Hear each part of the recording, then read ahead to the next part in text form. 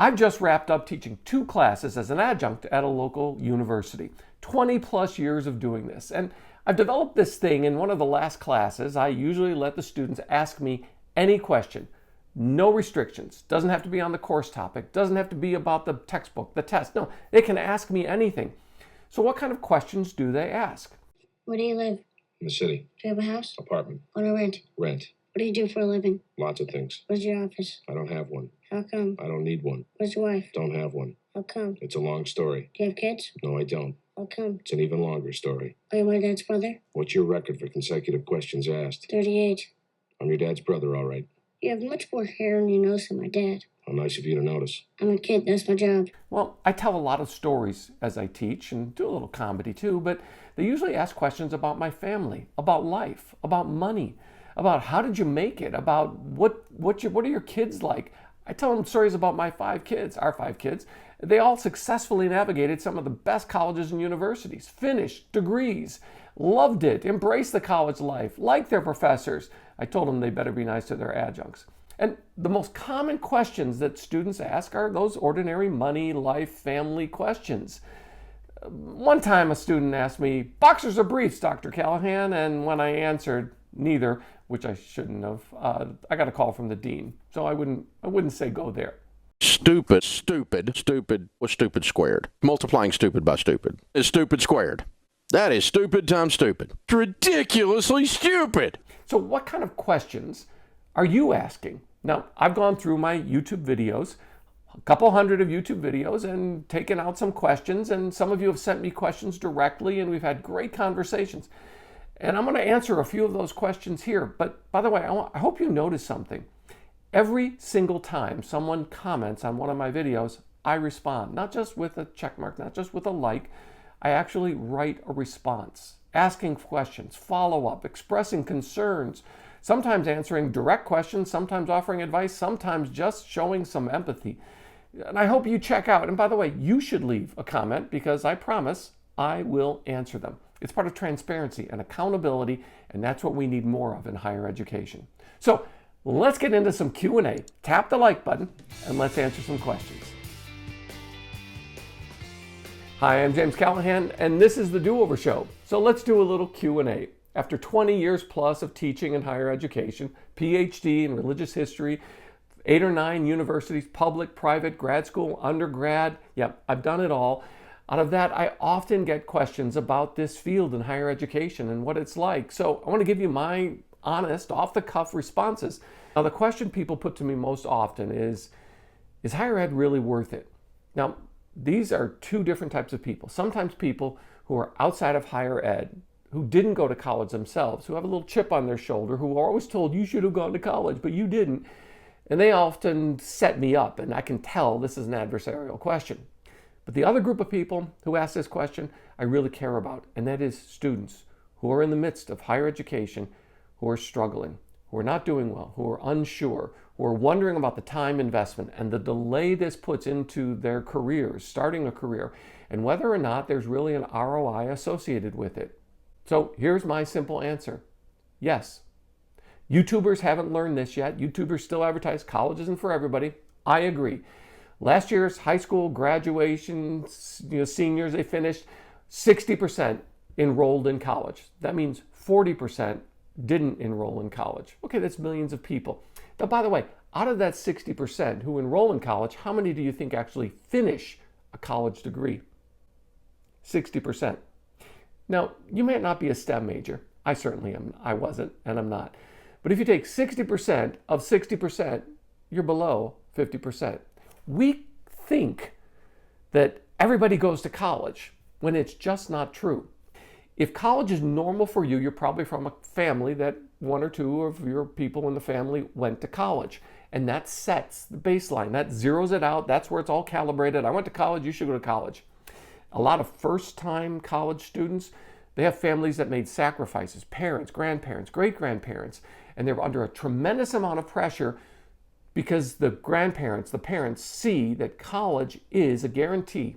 Yes, not guaranteeing you more money, but if you do it, on average, and hey, all of us think we're above average, on average, you're going to be more employable for more time in your life, and you're going to make more money, almost twice as much as somebody who just has a high school diploma. Now, from those groups, about 60% in the white community, about 60% in the black community, about 58% in the Hispanic community. That is, there's not a lot of disparity. That is, college is a norm for people who went to college. By the way, that also tells you that women who go to college at a higher rate than men tend to choose men as spouses, as partners who went to college themselves. It's just one of the defaults. It's sort of like Match.com or Dating or Bumble or whatever app you're using. By the way, dating apps are designed to keep you single. How do you think they make their money? A little bit of advice. All right, back to the question. Is it worth it? According to the Bureau of Labor Statistics, it is still worth it, and it will be for the foreseeable future. A couple reasons why. Everybody in those larger companies that have enough money to pay you the good money that you know you deserve as a college grad went to college themselves. When they get 100 or 1,000 applicants for a job, and you're the one who says, I didn't go to college, I don't need college, and you're up against 99 or 999 people who went to college and are just hoping for an interview, do you think somebody in HR is going to say, I'm going to pick somebody who's really different from me? They're not. Now, out of those people who go to college, remember I said only 60% of those enrolled actually finish. The numbers line up, men, women, same with race, more Asians who apply, more Asians finish, more blacks, more whites, more Hispanics. Yes, the numbers line up. There's not something that's punishing in higher education that singles out groups. The enrollment rate reflects the graduation rate or continuation of graduation rate. Okay, social stuff out of the way. How much money do you make? I said you make 2x. What about those who go to college and don't finish? So that means that about 40% of those who are enrolled in college will not finish their college degree. Okay. Most of us, when we're struggling in college, you get about halfway through the semester and you realize, crap, I'm failing this course. There are some courses that you're just not going to be good at. That's why you pick the major you do. That's why certain majors are easier than others. And they want to keep you, and they'll move you from a difficult major to an easier major. And that's what a college advisor does. So if that's happening to you, please understand what's happening to you, the experience itself. If you're being recommended, hey, give up on biology, chemistry, pre-med, whatever, and think about, French basket weaving. Well, you will get a college degree. And by the way, even with a degree in French basket weaving, you will still make more over your working life than somebody who never went to college or didn't finish college. Now, out of those who don't finish college, that means that the people who do are the minority of the 18 to 24 age group that's measured year after year by the Bureau of Labor Statistics. So to answer that question, do I really think college is worth it? Well, if you can handle it, if your family expects it of you, then yes, college is always going to be worth it if you can handle it. Okay, the next question I get asked is, how did you get started teaching as an adjunct? Well, I was teaching full-time, and I wasn't making a lot of money at a local college. And I wasn't the best, I wasn't the favorite of the academic dean. And there was a choice that I had to make, and that is whether I was going to move to a profession sort of alongside an academic profession that I would be able to make about 30% more with one single move, or I could stay in the tenure track line that I was in. I was a tenure track assistant professor at a local college, and I made the choice, but I wanted to keep teaching. When I left, people said, oh, it's terrible. You've left tenure track life. This is horrible. Your life is over. Let me do you a favor and I'll give you an adjunct course. And two of my friends in higher education invited me to teach an adjunct at their college or university. And I got started. I didn't need the money. I was making more money, sometimes more than they were. But because I'd left higher education, a tenure track role, they were sure I was going to be destitute and homeless with my wife and kids any minute now. So they gave me a job, and I liked it, and I did well, and I've learned a lot in 20 plus years of teaching as an adjunct. So I got started leaving higher education. And by the way, more and more people who have the professional life of higher education are leaving. They're not just support groups for people, but there are success groups for people who leave and turn their higher ed experience, their tenure track experience, into the private sector, into something that makes a lot more money, usually in a parallel field. Okay, the next question.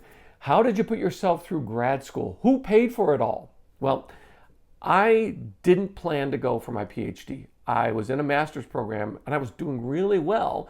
And one of my professors at the end of the spring semester, when I was about to do everything except my thesis being done, I needed to write that out. But he said, you should actually consider going on for a Ph.D. Took a walk with my wife. We were walking through the suburb that we were living at, and I said, what would you think? And she said, I think we should try it. You should go for it. So I did, which meant I was applying for a grad program 2 or 3 months ahead of the start of the grad program. Usually you're about a year ahead, and especially in scholarship programs. So they accepted me at Marquette University, but they said, we're not going to give you a scholarship, even though your grades are great and the program's good and looks like you'll be a good fit. But we're going to make you pay for your first semester. At the time, it wasn't an exorbitant amount of money, and I paid for it out of pocket, little student loan, which I actually repaid in just a couple of years. But they said, we just want you to prove that you can do the work. I proved that I could do the work. I got a full scholarship. So where did I get the money from? Well, my wife was working full-time. We didn't have kids then. And I would work during the summers as a tennis professional, not playing, teaching. I tried playing, never made more than a couple $100, but I taught. And you could make a lot of money working all day long, all summer long, and that's what I did. I'd work for 3 months solid, get a great tan, teach a lot of people how to play tennis, and then I would just show up the next week with a great tan and all my books, and I would take my graduate seminars. And I made enough money in those 3 months that I could actually sustain my life, our life together, about as much money as my wife made working 12 months. I know it hurts, but I was paid well. And that's how I kept myself in grad school. And then when I got my full scholarship, I got a TA and an RA occasionally, depending on the professor I worked for. So I actually got paid money, a stipend, that was to supplement my income, and I kept teaching. And so we had a nice car, we lived in a nice apartment, we got to do a lot of nice things, we got to do a little traveling, and that's how I put myself through grad school. So if you're a good student, you apply for a scholarship program, one that you don't have to pay. Now that means if you're going into a professional degree, an MBA, Juris Doctorate, you're going for a degree that you actually are going to make a ton of money in, there's not going to be scholarship money for that. That's out of pocket, that's with student loans, sometimes hundreds of thousands of dollars. In humanities, though, scholarship programs are there because society, life, history needs you. So, and they realize you're not going to make any money with this life, so they give you a scholarship to finish your degree and to pay for your classes. So that's how I made it through grad school. Now, the next question I get asked is, should I start teaching while I'm in grad school, or should I wait till I'm done with my PhD? Just bear down and do the writing and write my dissertation and finish. And my advice is teach. If you get a chance to teach, teach. If you're a teaching assistant, then absolutely you're going to have to teach for a paycheck or for your stipend. But if you get an opportunity to teach, I would suggest you teach as an adjunct. A lot of schools in metropolitan areas will hire grad students close to the end of their PhD while they're writing their dissertation to teach basic entry-level courses as an adjunct. Here's the reason why. Even though we might want to be researchers for the rest of our life and work at a great research program, teaching is still the best way to make a living in higher education. And if you are committed to staying in higher education, you need to become a good teacher. And how do you learn to become a good teacher? You take advantage of the opportunity, the indulgence that a school will give you, and they'll look at you and they say, you have no teaching experience, but you really know your stuff about subject X. I'm going to let you teach. Next question I get is, how do I get into a good grad program? Okay, I love the expression C's get degrees, because for most of us, you get C's through college. You're never going to be asked what your grade GPA was in college. You're going to apply for a job. All they're going to want to know is that you finished your degree. You get that, your transcripts, they're never going to say, oh, you got a C in this. For most jobs, C's get degrees. But if you want to get into grad school, you've got to distinguish yourself. You're competing for grades. Now that might mean getting B's in STEM fields and getting A's definitely in humanities. But if you can't do the work as an undergrad in that area, you'll rarely be given a scholarship opportunity in higher education. Now, sometimes they'll take your money. Sure, you'll find a B, C level program. They'll take all the money you can get and all the student loans that you can take out, and they'll give you an education and give you your degree, and you can earn a PhD, but you're going to pay for it. Scholarship degrees, the kind of merit-based scholarship degrees that people get that are justified, that is actually pay you, they're very rare in college, and they're even rarer at the grad school, and there are a limited number of people who get access to those scholarship programs. That means that you've got to distinguish yourself as an undergrad. Or if you didn't quite do well as an undergrad. So you get B's and C's, but you really want to pursue a degree. I would suggest you pursue a master's degree, 12-month, 18-month master's degree in that field at a pay-as-you-go kind of school where you're going to have to take out student loans. And that's your chance to distinguish yourself and to prove beyond that you'll be able to do top quality work, that you're really an A student, and that you just had to get all the gen ed out of the way. But when you focus, you're able to excel. So if you struggled as an undergrad, get yourself into a graduate program and get A's. And then you apply for a graduate program, a scholarship program, saying, look, I just needed to get out of college and get out of frat life and sorority life, and I got myself into a graduate program and I proved I could do the work. And that is one of the shortcuts to get yourself from C's get degrees into a scholarship program for a grad degree. Now, one of the other questions I get, especially from people that watch the videos, is they say, what's next for higher education and for adjuncting? And I hate to tell you, but I've been really straightforward and done a whole series of videos on how adjuncting is becoming the norm in higher education. The majority of people teaching in higher education are adjuncts. That is, they're not full-time tenure track employees of the university. They're contract people, semester by semester, year by year. There are no promises. They're often not full-time unless they're in a unionized school or program. So what's next for that? Well, that's the norm. That's the financial reality that people are going to, well, let me add something else to that. The hiring that does take place in higher education is in the administrative fields. It's in the student life fields. It's academic deans and vice presidents, and they're the ones that make 2x what a professor, a tenure track professor does, but they're the ones who are caretakers of the students.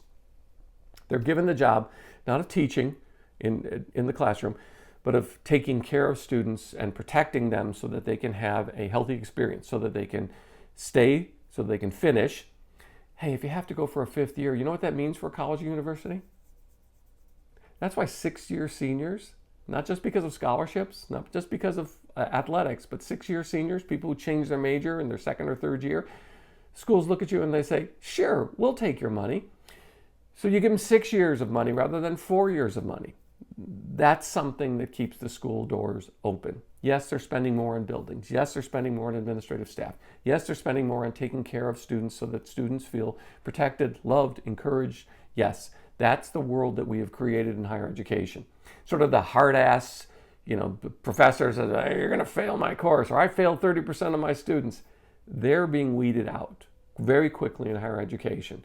So you want to be student-friendly, customer-friendly, student-friendly as a teacher. What's next for higher education? Nothing's going to change in the near future. Student loan bailouts are going to keep things going so that more people still take out student loans believing that they'll be bailed out. Student loans are a bailout for the colleges or universities.